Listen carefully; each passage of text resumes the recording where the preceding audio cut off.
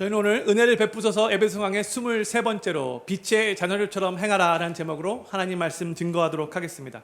사도 바울은 에베소서 1장부터 3장까지 해서 우리가 어떻게 주님의 은혜로 구원을 받았는가 교리적인 내용을 중점적으로 말씀을 선포했습니다.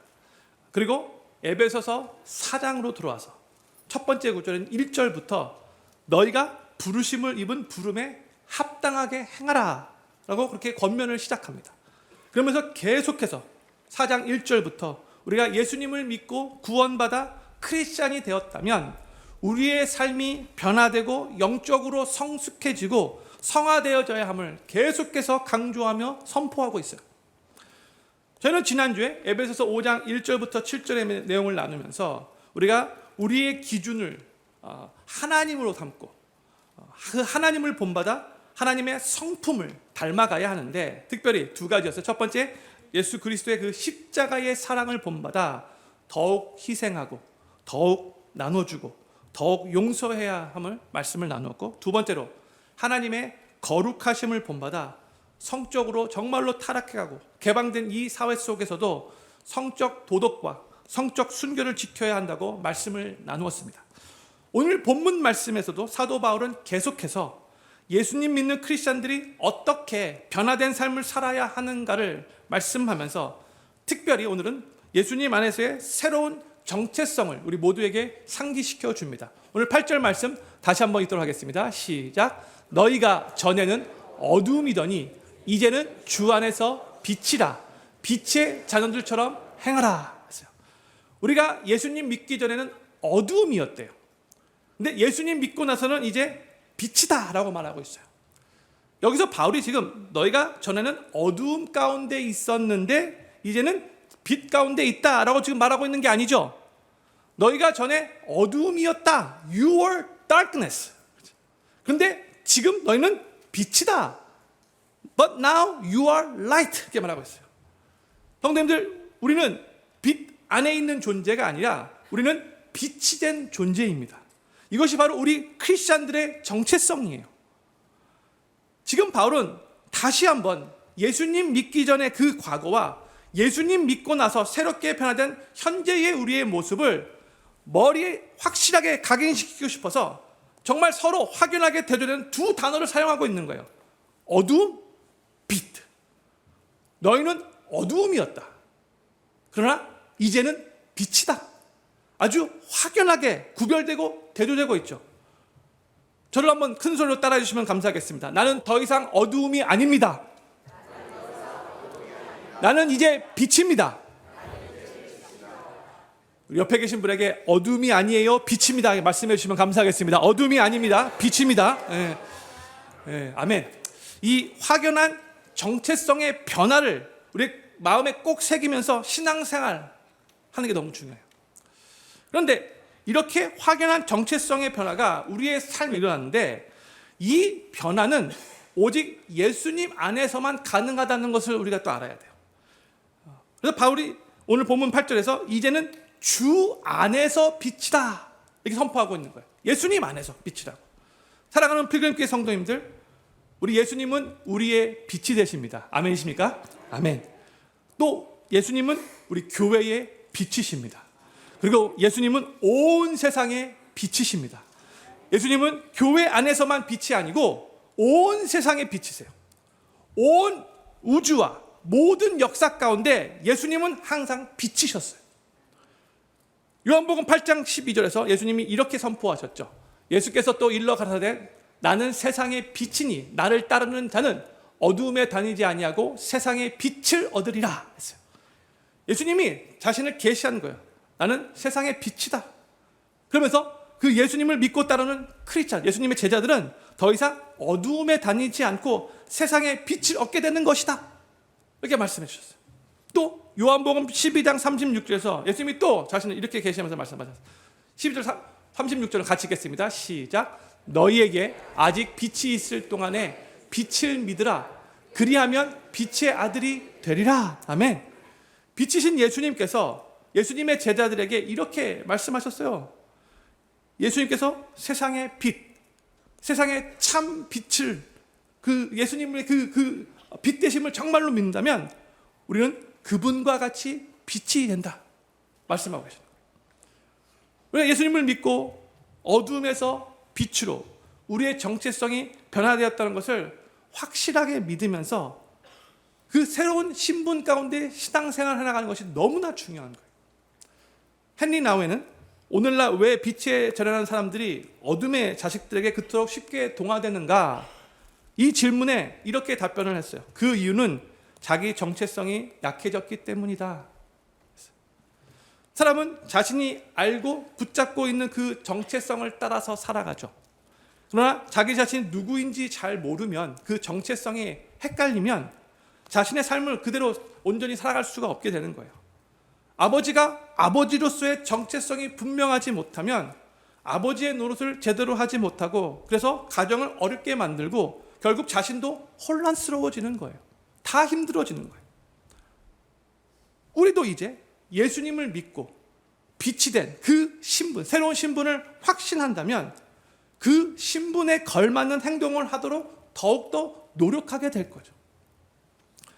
바울은 오늘 본문 8절에서 너희가 이제는 빛이다, 예수님 안에서 빛이다, 그 크리스천의 새로운 정체성에 대해서 선포한 다음에 그 다음에 곧바로 8절 후반부에서 그렇기 때문에 너희는 빛의 자녀들처럼 행하여야 한다, 이렇게 명령하고 있어요.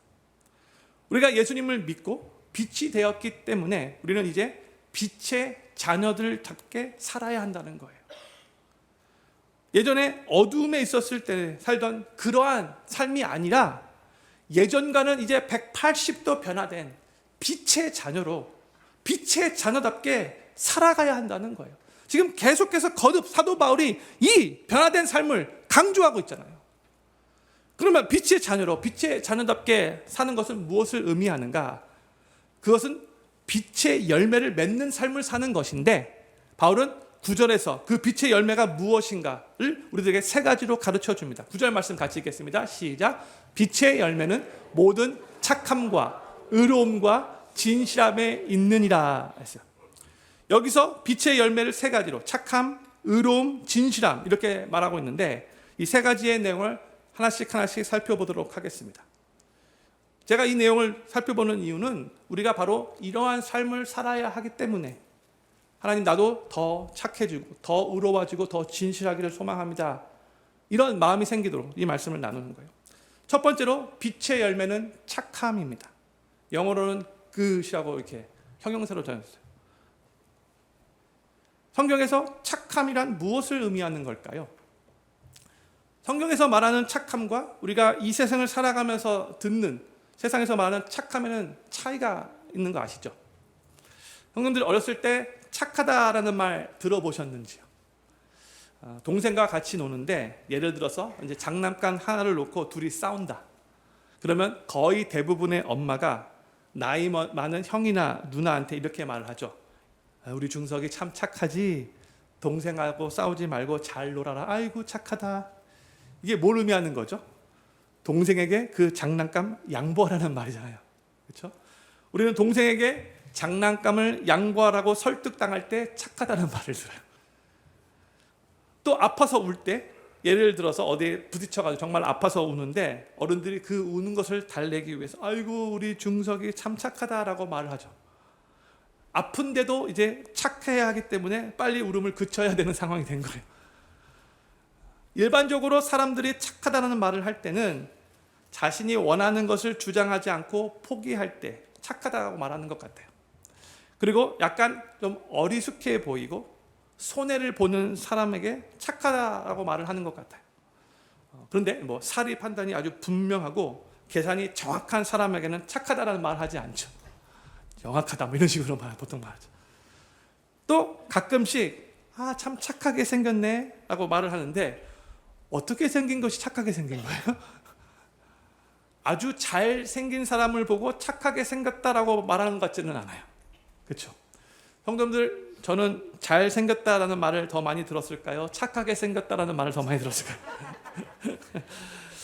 아직까지도 정말 이해가 되지 않는데 저는 잘생겼다는 말보다 착하게 생겼다는 말을 훨씬 더 많이 들었어요.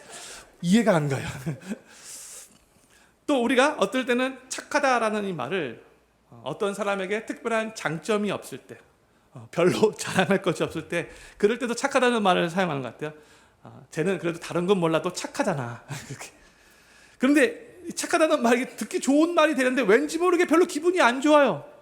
나에게 별로 자랑할 것이 없다는 것이 들리기 때문이죠. 우리가 이 세상을 살아가면서 듣는 착하다는 말과 성경에서 말하는 착하다는 말은 의미가 다릅니다. 우리는 성경적으로 볼 때 오늘 본문 말씀에서 말했듯이 착해야 돼요. 그러면 성경에서 말하는 착하다는 뭘 의미하는 것인가? 성령의 9가지 열매 중에서 6번째 열매가 양선이에요. 영어로 보면 goodness라고 번역됐어요. 바로 오늘 본문 말씀의 착함과 동일한 헬라어 단어를 사용하고 있는 거예요. 그러니까 착하다는 성경에서 선하다라는 그런 의미를 갖고 있는 거예요. 또 우리가 좋으신 하나님을 말할 때 God is good all the time 이렇게 말하잖아요. 바로 이 좋으신 하나님의 이 좋으심이 그 goodness가 바로 동일한 의미에서의 선하다, 양선이라는 뜻이에요. 그런데 우리가 하나님께 하나님 착하십니다 이렇게 말하는 게 말이 안 되잖아요. 그렇죠? 한국말 그 어조가 그게 안 맞는 거잖아요.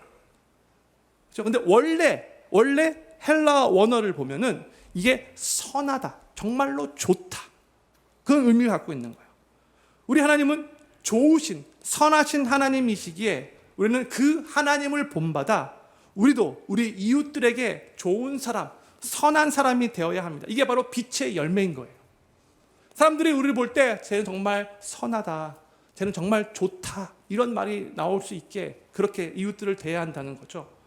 아마도 성경에서 나오는 가장 좋은 예가 누가복음 10장에 나오는 예수님께서 들으신 선한 사마리아인의 비유일 거예요. Good Samaritan, Parables of Good Samaritan이죠.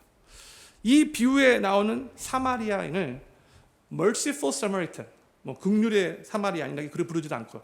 Gracious Samaritan, 은혜로운 사마리아인이라고 부르지 않고요. Good Samaritan, 선한 사마리아인 이렇게 부르고 있죠. 그 이유를 한번 생각해 보고 싶어요. 예수님께서 이 비유에서 강도 맞아서 쓰러진 사람에 대해서 말씀하시는데 학자들은 아마 유대인이었을 거라고, 예수님이 유대인이라고 그렇게 가정하여 이렇게 이 패러블을, 이 비유를 들으셨을 거라고 그렇게 다들 추정을 합니다. 여리고에서 예루살렘까지는 약 12마일 정도가 되는 거리예요. 그리고 그 당시에 여리고에는 약 12,000명이나 되는 제사장들과 레인들이 살고 있었어요.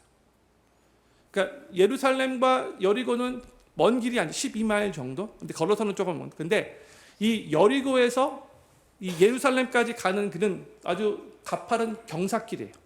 오르막길이에요. 계속해서. 그리고 평탄한 길이 아니에요. 위험한 길이에요. 그래서 강도도 좀 많이 있었어요. 그 당시. 근데 그 길에서 예수님이 이제 이 비유를 들으면서 말씀하시는 건데 강도 만난 사람이 있었는데 학자들이 이 사람이 유대인이었을 거라고 예수님 그렇게 추정하고 말씀하신 이유가 뭐냐 이렇게 말하는 게 예수님이 그 비유에서 지금 가르치시고자 하는 이 교훈이 있었는데 이 사람이 유대인이어야 나중에 사마리아인이 도와준 것에 대해서 확실하게 비교되기 때문에 그런 거예요. 그 사람이 강도를 만나 거의 죽게 되었어요. 그런데 예루살렘에서 여리고로 가던 한 레인이 그를 보고 그냥 지나갑니다. 그리고 다음에 또 제사장이 나타났는데 마찬가지로 제사장도 그냥 지나갑니다. 그 레인과 제사장이 강도를 만나 거의 죽게 된 사람을 보고 어떤 마음을 가졌을까요? 분명히 그들의 마음 속에 불쌍히 여기는 마음이 있었을 거예요. 아이고 왜 다쳤나니? 또 도와주고 싶은 마음도 있었을 거예요. 그렇죠? 그러나 그런 마음이 있었다 할지라도 실제로는 도와주지 않고 그냥 지나갔어요. 반면에 사마리아 사람은 어떠했는가? 평상시 유대인들은 사마리아 사람들을 인간 취급하지도 않죠. 그래서 서로 원수지간인데 그렇게 원수와 같이 여겨지는 그런 한 유대인이 피 흘려 지금 쓰러져 있었어요. 그리고 그 땅은 지금 유대인의 땅이에요. 사마리안 땅이 아니에요. 바로 그런 상황에서 유대인의 생각으로는 절대로 선할 수 없는 그 사마리아인이 강도 만나 쓰러져 있었던 그 유대인들에게 도움을 줍니다. 아마 사마리아인 그 머릿속에 이 근처에 강도가 있나 보구나. 나도 만약에 이곳에서 더 지체하면 나도 강도를 만날 수도 있겠구나. 이런 생각이 분명히 들었을 수도 있겠죠.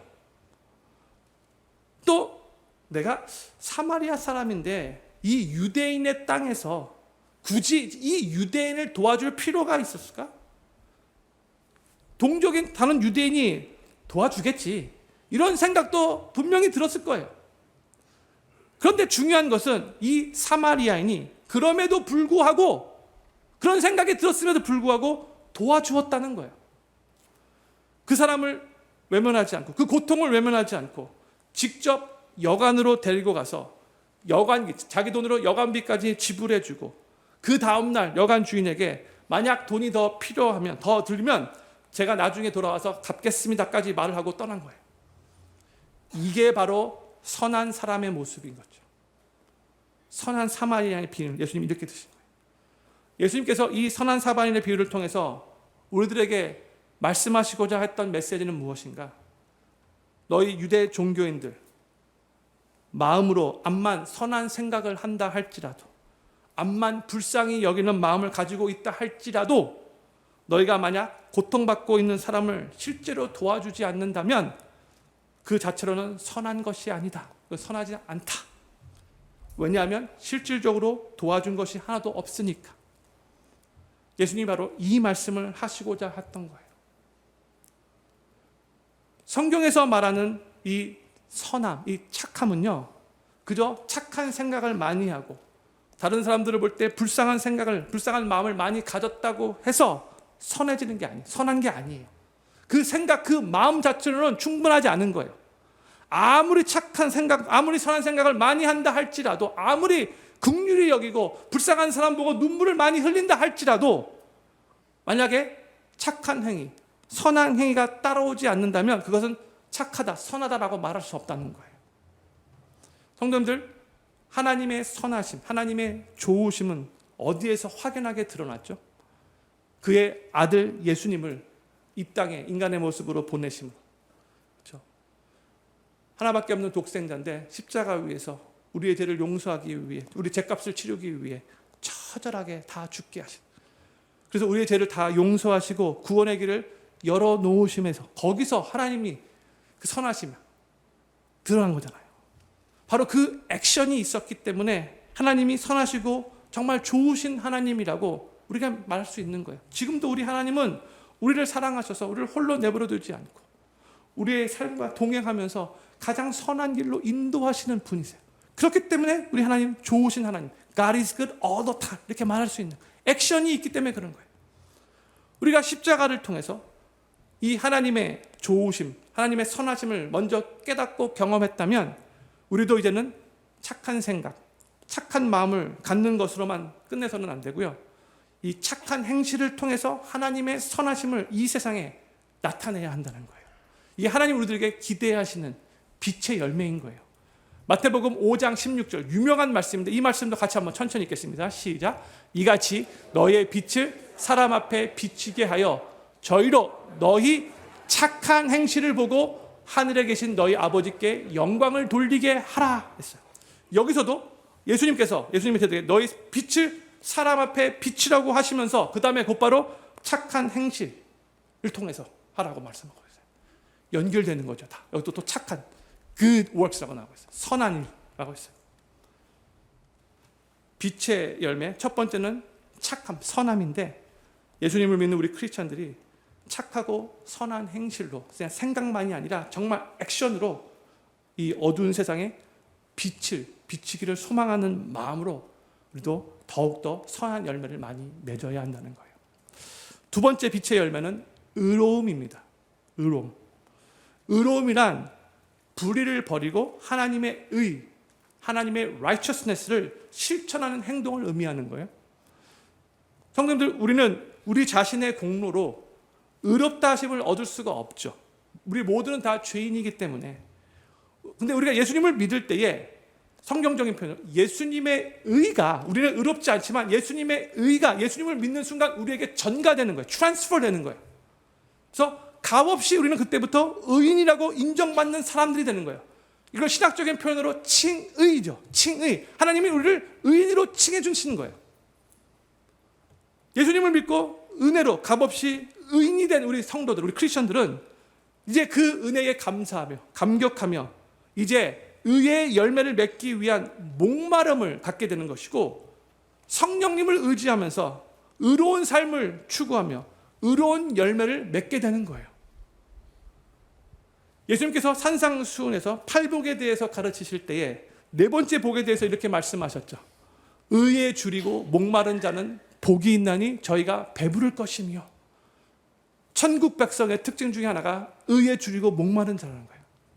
또한 예수님은 마태복음 6장 33절에서 아주 이런 유명한 말씀 가운데 이 말씀을 같이 나왔어요. 같이 읽겠습니다. 시작. 너희는 먼저 그의 나라와 그의 의를 구하라. 그리하면 이 모든 것을 너희에게 더하시리라 했어요. 예수님 믿는 크리스천들은 먼저 하나님의 나라와 하나님의 의를 구하며 살아야 하는 존재들인 거예요.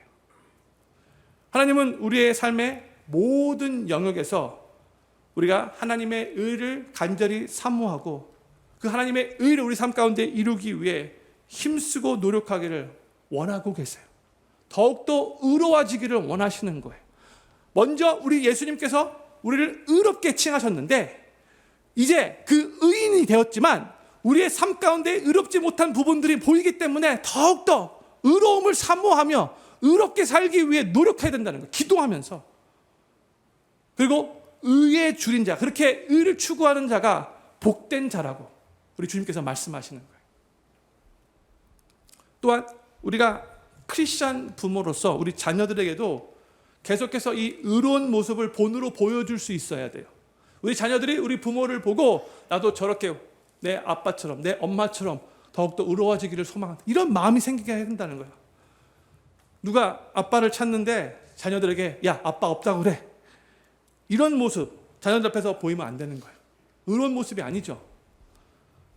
형들 만약 마켓에서 페이도 안 했는데 돈도 내지 않았는데 어떤 물건이 내 쇼핑백 안에 들어있다.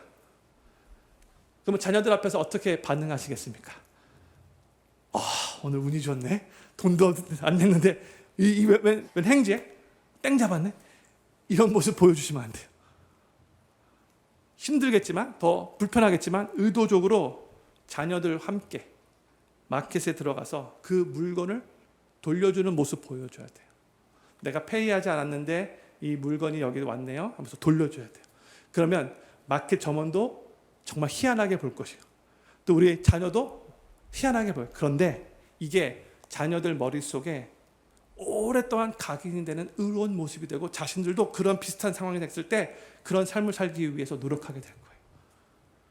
이게 바로 예수님 믿고 구원받은 우리가 추구하며 열매 맺어야 할 의로움의 모습이에요.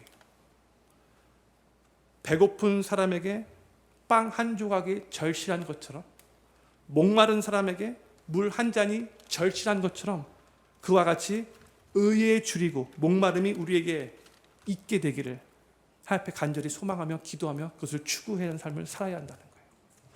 세 번째로 빛의 열매는 진실함입니다.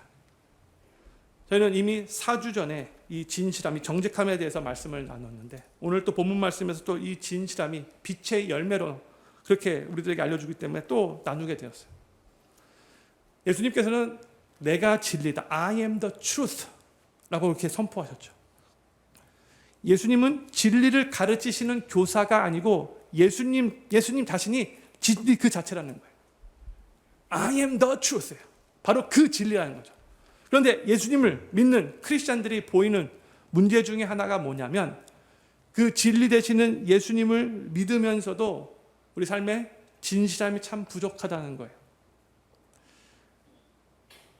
진리 되시고 정말 항상 참되신 그 예수님을 믿고 구원받은 크리스찬들은 이제 그 예수님 본받아 진실하게 살아가야 하는데, 그러나 많은 크리스찬들도 이런 말들을 습관적으로 해요.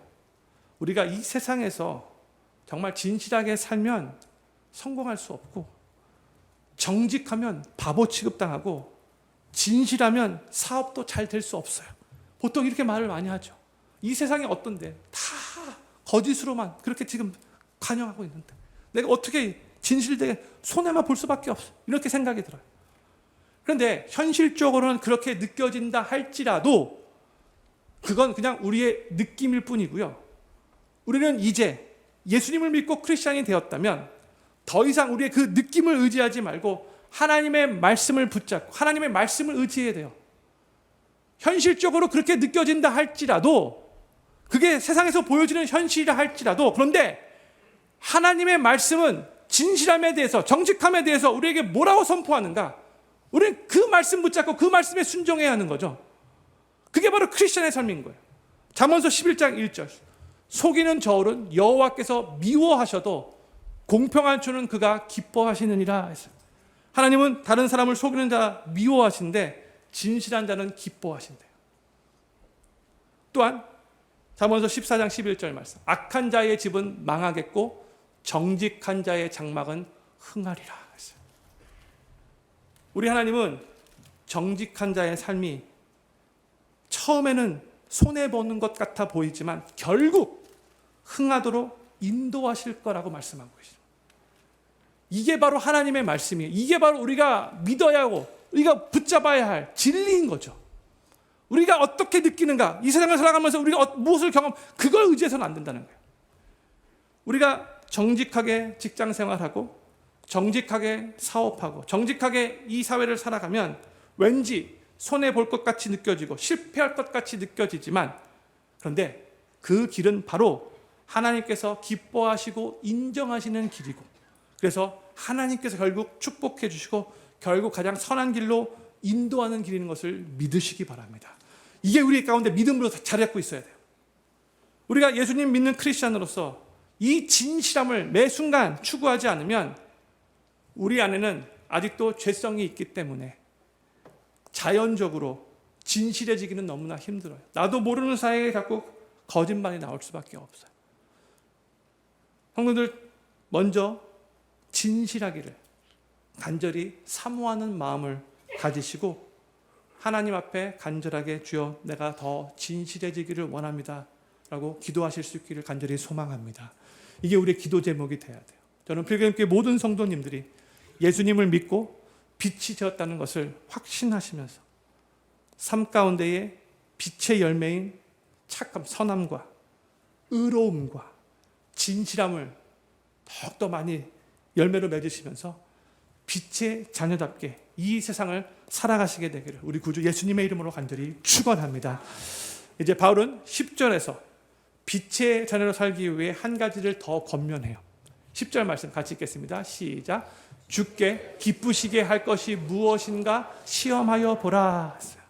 여기서 한국말로 시험하여 보라라고 번역되어 있어서 조금 오해의 소지가 있는데, 영어로 보면 try to discern what is pleasing to the Lord라고 그렇게 번역됐죠. 무엇이 주님을 기쁘시게 하는지 잘 분별하도록 try하라, 노력하라, 그런 의미예요. 성도님들은 어떤 결정을 내리실 때, 어떤 선택을 하실 때 무엇을 근거로 결정하시고 선택하시는지요? 예수님을 믿고 구원받은 우리 크리스찬들은 이제 우리의 그 선택과 결정의 기준이, 그 근거가 이 일이 나에게 유익이 되는가 유익이 되지 않는가로 기준 삼아서는 안 되고요. 또 내가 이 일을 하고 싶은 마음이 있는가 없는가로 기준 삼아서도 안 되고요. 또 내가 이 일을 할 때에 사람들이 좋아할까 좋아하지 않을까로도 기준 삼아서는 안 돼요. 우리는 이제 이 일이 우리 주님을 기쁘시게 하는가 기쁘시게 하지 않는가, 이것으로 기준 삼아야 돼요. 내가 선택하는 이 선택이 하나님께 기쁨이 될까? 계속 이 질문을 해야 한다는 거예요. 선택의 기준이 만약 내가 되면 그 선택은 결국 나 중심적인 이기적인 행동으로 연결될 수밖에 없고요. 그러면 우리는 이 세상의 빛의 자녀들처럼 행할 수 없게 되는 거예요. 사랑하는 필그림교회 성도님들, 이제 우리가 이 세상을 빛으로 살아가면서 우리가 어디에 있든지 무엇을 하든지 누구를 만나든지 우리의 생각의 중심이 항상 내가 어떻게 주님을 기쁘시게 할 것인가, 이 질문을 계속해서 할 수 있기를 바라요. 우리가 많이 부르는 찬양의 가사와 같이 나 주님의 기쁨 되기 원하네, 이게 우리의 고백이 되어야 한다는 거예요. 우리가 계속 주님을 기쁘시게 하는 선택을 하게 되면 우리는 더욱더 이 세상의 빛의 자녀답이 이 세상을 살아갈 수 있게 될 거예요.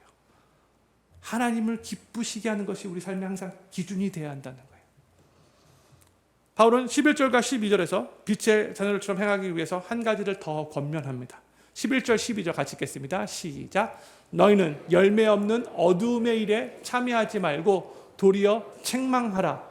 저희의 은밀히 행하는 것들은 말하기도 부끄러움이라. 형님들, 빛의 자녀는 어두움의 일에 참여하지 않아야 돼요. 11절 말씀 비춰주세요. 어두움에 참여하지만. 그런데 어두움의 일에 참여하지 않는 것만으로는 부족해요. 그렇기 때문에 바울이 뭐라고 해요? 도리어 책망하래. 어두움의 일을 책망하래요. 영어로 보면 expose them 이라고 번역되었죠. 드러내라는 의미인 거예요. 이게 더 맞는 표현이에요. 책망이란보다. 우리는 적극적으로 어둠의 일을 드러내야 돼요. 조금 더 강한 표현으로 그 어둠의 일을 폭로해야 되는 거예요. expose 해야 돼요. 그들이 계속 그 어둠 가운데서 하고 있는 그 일들이 그들 자신에게 얼마나 해를 끼치고 있고, 또 그 가족들, 또 그 주변에 있는 사람들, 이웃들에게도 얼마나 아픔이 되고, 이 사회를 얼마나 무질서하게 만들고, 또 결국은 아무 열매도 맺지 못하게 하는 12절의 표현에 부끄러운 일이라고 알려줘야 돼요. 부끄러운 거라고 알려줘야 돼요. 빛의 자녀가 된 우리는 먼저 빛의 열매인 착함과 의로움과 진실함은 우리 삶 가운데 그 열매를 맺으면서 바로 그렇게 살아가면서 그 다음에 이 세상을 향하여서는 불의를 불의라고, 죄를 죄라고, 악을 악이라고 말할 수 있는 그 용기를 가져야 돼요. 근데 이게 쉽지가 않죠. 내가 올바르게 살아가지 못하면 세상 사람들을 향하여 담대하게 그것이 죄라고 말하기가 더욱더 힘들어지는 거예요. 형님들, 그 당시에 에베소 도시에는 약 25만 명의 사람들이 살고 있었어요. 큰 대도시 중에 하나였죠. 거의 대부분의 사람들이 세속적인 가치관을 가지고 그 도시 중앙에 지난주에 말씀드렸듯이 아데미 여신전이 있었기 때문에 성적으로 아주 문란한 생각 가운데 살아가고 있었어요. 그리고 그 중에 25만 명 중에 크리스찬의 숫자는 정말 극소수에 불과했어요. 아주 소수에 불과했던 그 에베소 교회 성도들이 지금 바울이 명령한 대로 어둠의 일들에 대해서, 그 불의에 대해서 드러내고 폭로한다면, 익스포즈 한다면, 그거는 죄입니다라고 선포한다면 이 소수의 크리스찬들은 그 도시에서 왕따를 당할 수 있고 불이익을 당할 수 있고 심지어 큰 핍박을 받을 수도 있게 되는 상황이죠. 그런데 그럼에도 불구하고 바로 그 일을 예수님 믿는 크리스찬들이 해야 한다라고 지금 명령하고 있는 거예요. 이게 우리 크리스찬들, 교회의 사명이라는 거예요. 한국도 그렇고 미국도 그렇고 예전에 비해서는 그래도 좀 많이 줄어들었지만 그래도 여전히 예수님을 믿는 크리스찬들의 비율이 상당히 높죠. 한국은 거의 20%, 미국은 뭐 과반수 이상, 여전히 크리스찬의 비율이라고 이렇게 말하잖아요. 그런데 1세기 에베소 도시의 크리스찬 비율과 비교해보면 이건 엄청나게 높은 비율이에요. 정말로 엄청나게 차이도 안 되는 비율이에요. 그런데 지금 교회가 세상의 죄에 대해서 죄라고 별로 익스포즈하고 있지 않고 있어요. 그렇죠? 도리어 안타깝게도 반대가 됐어요. 세상이 지금 적극적으로 교회의 죄를 익스포즈하고 있죠. 성경에서 말씀하고 있는 일과 정반대의 일이 지금 벌어지고 있으면서 도리어 지금 교회가 세상으로부터 책망을 받고 있어요. 안타까운 현실이에요. 우리 주님의 마음이 너무나 아프실 거예요. 바로 이런 상황에서도 저희가 지난주에 성적 도덕과 성적 순결에 대해서 말씀을 나누었는데 지금 아무리 이 세대가 성적으로 개방되어 있다 할지라도 우리 크리스찬들은 이 시대를 본받지 않고 성적으로 순결한 삶을 살아가면서 이 세상에 우리 모두가 다 성적으로 순결한 삶을 살아야 합니다라고 선포할 수 있어야 돼요. 동성결혼, 하나님이 말씀한 이 말씀의 기준에 의해서는 이거는 완전히 잘못된 죄악입니다. 이거는 가정을 깨트리는 어긋난 일입니다. 교회가 예수님 믿는 성도들이 이 계속해서 동성 결혼은 잘못되었다라고 용기 있게 말할 수 있어야 돼요. 달라스 윌라르라는 분이 이런 말씀을 하셨어요. 빛의 자녀들이 머리이신 그리스도의 부름대로 빛의 자녀다워지지 않는다면 인류의 현재 상황에 유효한 해답은 없습니다. 이렇게 말했어요. 우리 각자가 크리스찬으로서 빛의 자녀답게 살면서 예수 그리스도의 이 교회가 더욱더 빛을 발할 때에 이 세상은 조금씩 더 아름답게 변해갈 수 있는 거죠. 교회는, 예수님 믿는 우리 크리스찬들은 세상 사람들보다 더욱더 선하고 더욱더 의롭고 더욱더 진실한 삶을 먼저 살아야 돼요. 그리고 우리의 삶의 현장에서, 직장에서, 사업체에서, 일터에서 세상보다는 확연하게 뛰어난 도덕적인 삶을, 더 의로운 삶을 살면서 그들에게 본을 보여줘야 돼요. 우리가 이렇게 살아야 하는 이유는 사도 바울이 이제 13절에서 이렇게 선포합니다. 13절 말씀 같이 읽겠습니다. 시작. 그러나 책망을 받는 모든 것이 빛으로 나타나니 나타나지는 것마다 빛이라 했어요. 우리 예수님 믿는 크리스찬들이, 우리 교회가 세상보다 더 선하고 더 의롭고 더 진실한 삶을 살면서 세상의 죄와 세상의 불의에 대해서 그것은 죄입니다, 그것은 불의입니다, 그것은 하나님의 말씀에 어긋나는 일입니다, 이렇게 드러내며 익스포스하며 말할 때 사람들이 그것이 죄이고 그것이 불의라는 것을 알 수 있게 된다는 거예요. 크리스찬이 잠잠하면 저들은 알 수가 없는 거예요. 크리스찬들이 먼저 본을 보는 삶을 살면서 알려줘야 하는 거예요. 그러면서 저들도 회개하고 빛 대신 예수님께 나올 수 있도록 그 교두보 역할을 우리 크리스찬들이 해야 하는 거예요. 예수님 믿는 우리 크리스찬들이 침묵할 때에 어둠은 더 심해질 수밖에 없어요. 저들이 그 어두움 가운데 행하면서도 부끄러운 줄 모르고 추악한 줄 모르고 도리어 더 떳떳하게 큰 소리 치며 살아가게 될 거라는 것을 기억해야 돼요.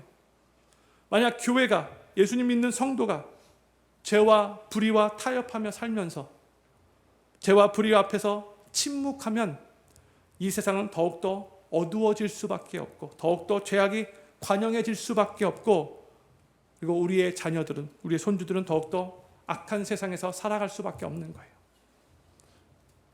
그러면서 사도 바울은 이제 14절에서 오늘 본문 말씀에 결론적으로 이렇게 선포합니다. 우리 14절 말씀 같이 읽겠습니다. 시작. 그러므로 이르시기를 잠자는 자여 깨어서 죽은 자들 가운데서 일어나라. 그리스도께서 내게 빛이시리라 하셨느니라 했어요. 형님들, 우리가 눈을 뜨고 있다고 깨어 있는 것이 아니에요. 예배를 드리면서도, 제 설교 들으면서 눈을 뜨고 계신 분 계시지만 지금 눈만 뜨고 계신 분 있을 수 있어요. 우리가 예수님 믿는 크리스찬으로서 빛이 되어야 하는데, 저 빛된 삶을 살아야 되는데, 만약 그 빛을 비추지 못하고 산다면 이 편으로 보면 우리 영혼은 지금 잠자고 있는 거예요. 바울이 뭐라고 말하고 있어요? 잠자는 자여 깨어서 일어나라. Awake, O sleeper. 이 슬리퍼가 우리 한국 사람들 쓰레빠, 그 신발, 그게 아니에요. 잠자고 있는 자들이요, 깨어라. 이렇게 말하고 있어요. 그러면서 하는 말이 뭐예요? 그리스도께서 내게 빛이시리라. Christ will shine on you. 이렇게 말했어요. 이번에 우리 어린아이들 VBS 주제가 Shine Jesus Light이었거든요. 예수 그리스도께서 우리에게 빛을 비추실 것이기에, 그렇죠? 예수님이 빛 되시기, 그 예수님이 매 순간 우리들에게 빛을 비춰주실 것이기, 이 어두운 세상에서 빛의 자녀답게 빛의 열매를 맺으며 어두운 일들을 드러내며 그 부끄러운 일들이 부끄러운 것이라고 폭로하면서 빛을 발하는 삶을 살아야 한다고 지금 사도 바울이 우리들에게 도전하고 있어요. 성도님들, 정치인들이 변할 때 이 세상에 더 소망이 있는 것이 아니에요. 경제인들이 달라질 때 이 세상에 더 소망이 있는 게 아니에요. 교육 시스템이 달라질 때 이 세상에 더 소망이 있는 게 아니에요. 성경적으로 볼 때 예수님 믿는 우리 크리스찬들이, 우리 교회가 이 세상에 정말 소망인 거예요. 크리스찬이 변하고 교회가 변할 때, 크리스찬이 더욱더 예수 그리스도의 빛을 발하고 교회가 예수 그리스도의 그 빛을 선포할 때에, 그때 이 세상에 더 소망이 있는 거예요.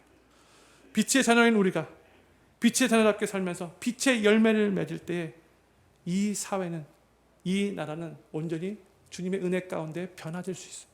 저는 필그림교회 모든 성도님들이 우리가 가는 곳마다, 우리가 있는 곳마다 그 어두움 가운데서 어두운 일들을 계속 반복하며 살고 있는 그 수많은 사람들에게 예수 그리스도의 빛 되심을 증거하고 그 예수 그리스도의 빛을 비추며 그 어둠이 얼마나 추악한 것인가를 깨닫게 하며 할 수만 있다면 그들도 빛 대신 예수 그리스도의 그 생명 안으로 들어와서 회개하고 구원받고 저들도 우리와 같이 좋으신 하나님을 예배하는 자들로 세워질 수 있도록, 그래서 우리가 이 세상이 조금씩 아름답게 변화되는 일에 귀하게 쓰임받게 되기를 우리 구주 예수님의 이름으로 간절히 축원합니다. 우리 다 같이 자리에서 일어나셔서